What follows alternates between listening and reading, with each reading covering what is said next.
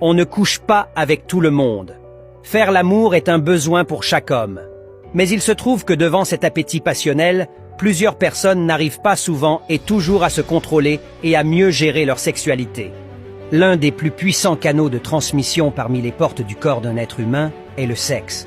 Pendant un rapport sexuel, il y a l'échange de fluides ou de sécrétions, et donc un échange de semences.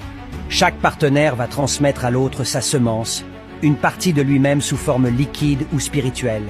Sachant que l'être humain est composé de 3 parties, à savoir le corps, l'âme et l'esprit, sa semence l'est également.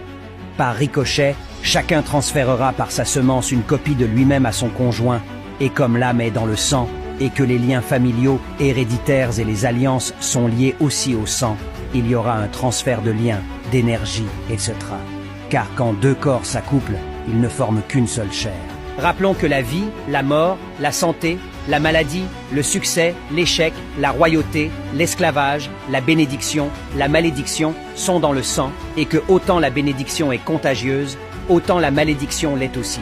Tu ne sais pas d'où vient la lignée du sang de ton partenaire et d'où proviennent ses esprits.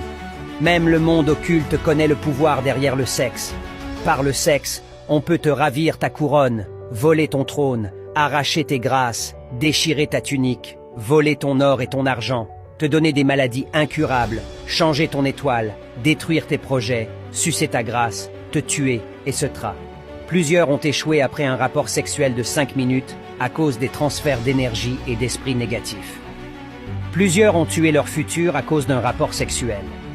Trop de beaux corps sont habités par des esprits impurs et dangereux et sont des âmes spirituellement très sales. Que le vrai Dieu nous refaçonne. Que celui qui a des oreilles pour entendre, entende.